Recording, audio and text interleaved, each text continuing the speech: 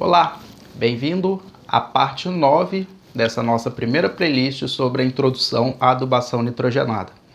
Agora, caminhando para os finalmente dessa primeira playlist, os próximos 4 vídeos têm o objetivo de reunir um pouco das informações que foram apresentadas em exemplos práticos em que a adubação nitrogenada é aplicada e nas principais culturas que nós trabalhamos e que, obviamente, nós cultivamos no Brasil. É importante a gente destacar que, apesar da gente preservar os nomes e as marcas comerciais dos produtos que a gente vai estar abordando aqui na forma de probleminhas, todos são casos práticos, são casos e áreas em que nós da Auster trabalhamos e atendemos. O nosso primeiro caso, vamos abordar a cultura do milho, nesses exemplos de manejo. Qual é a nossa situação? Ou seja, o problema. A lavoura de Zeca é recente e seu solo está começando a ser construído. Nas amostras de solo realizadas no mês anterior, ele percebeu que o solo é pobre em matéria orgânica, enxofre e fósforo. Sendo assim, para garantir um bom teor de fósforo no solo, a adubação de base será de 300 kg por hectare de MAP, ou seja, o fosfato monoamônico. Após a safra de milho, ele já pretende corrigir o enxofre. Qual é a situação, o panorama? O local da fazenda é em Goiás, a cultura é o milho de segunda safra numa área de sequeiro, ele costuma produzir em torno de 110 sacos por hectare, mas deseja aumentar para 130, a expectativa de produtividade.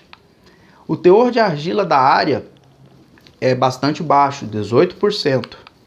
A matéria orgânica também, por ser um solo que está começando a ser cultivado agora, uma área nova de abertura, apenas 1% de matéria orgânica.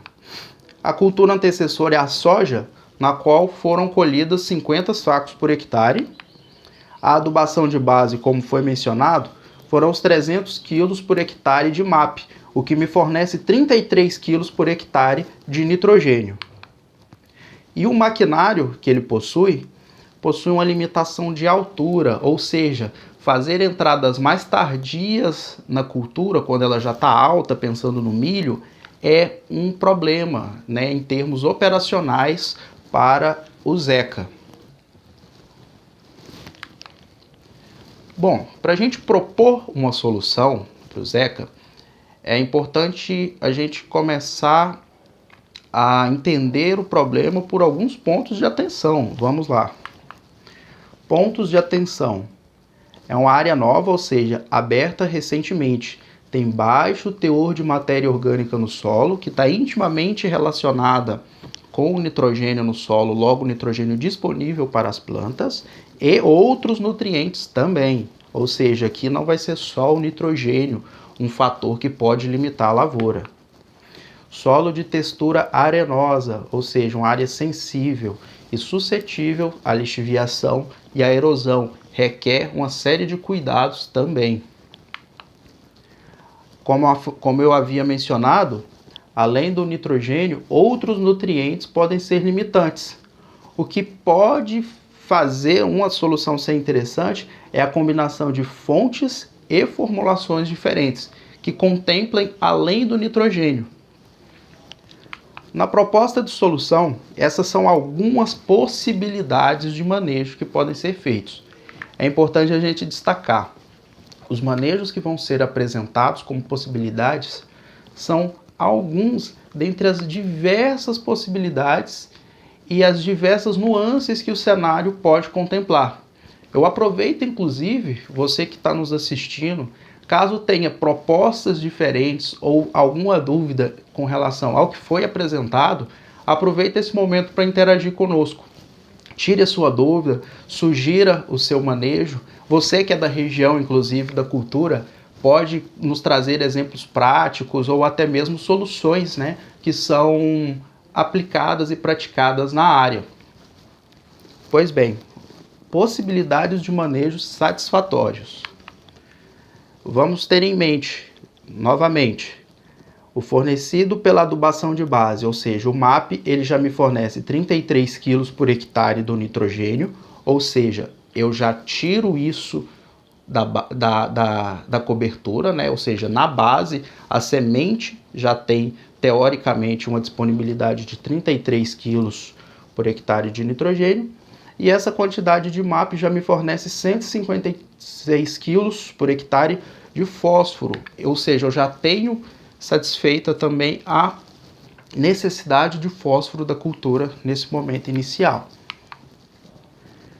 Focar nas relações custo-benefício. Talvez o telespectador, principalmente aquele que conhece a região, ele pode estar pensando, nossa, Ranieri, mas é um solo muito arenoso e área de sequeiro, por que o cara está arriscando tanto? São vários os fatores.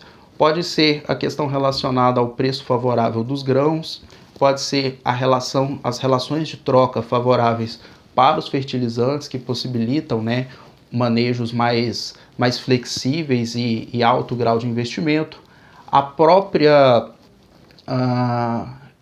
necessidade ou vontade, né, do agricultor em correr riscos, a ambição, né, que ele possui, e os manejos que nós vamos apresentar, essas soluções, elas contemplam exatamente isso. Manejos que vão atender de maneira muito satisfatória, sem nenhum grau de economia, até manejos mais econômicos. Obviamente que tem um maior nível de risco para atender aquela expectativa de produtividade que o produtor está almejando. Um dos manejos possíveis: 200 kg de sulfato de amônio, lembrando que ele possui 21% de nitrogênio, entre V4 e a V6, ou seja, no começo dos momentos de maior absorção teórica do milho, em termos de nitrogênio, e lembrando, ele já tem a expectativa, ele já planeja fazer a correção do enxofre. O sulfato de amônio, ele já tem esse objetivo aqui, já fornecer também um pouco já do enxofre para a cultura, lembrando que é uma área nova. Então, além do nitrogênio, se eu consigo contemplar outros nutrientes no escopo da adubação, acaba sendo favorável para mim alcançar aquelas produtividades almejadas. Outra possibilidade de manejo, agora mais econômico e descartando a possibilidade de já oferecer o enxofre, seria em torno de 150 kg de ureia, com 45% de nitrogênio, também ali naquele momento do começo da alta absorção do milho, entre V4 e V6. Porque em ambos os manejos eu não propus entradas mais tardias, lembrando daquela limitação. A altura das plantas já em V6, no caso do maquinário que o Zeca possui, já não permite entradas sem danos às plantas. Então vamos trabalhar com esse limite de até V6, né, as plantas até no estágio V6, para que não comprometa, não haja dano mecânico na lavoura também com a entrada de coberturas mais tardias. E por fim, um manejo menos econômico, né, contemplando aí um parcelamento, 2 entradas, sendo em torno de 100 kg de ureia por volta de V2, ou seja, uma entrada mais cedo do que as propostas anteriormente, que de certa forma vão complementar, né, vai vir de uma complementação do que já tinha na base, e novamente mais 110 kg de ureia em V6, né, o último estágio que a gente propôs sem que haja dano mecânico, para que ali a cultura tenha o resto, né, o oferecimento do resto do nitrogênio para completar o ciclo. Essas, conforme eu disse, são algumas das propostas de manejo para esse tipo de problema, esse tipo de situação. Mas volto a frisar, caso tenha uma ideia diferente, alguma nova proposta ou até mesmo alguma dúvida em relação ao que foi apresentado, vai ser um prazer ter você interagindo conosco também na resolução desse tipo de situação. Te vejo na próxima aula. Até mais.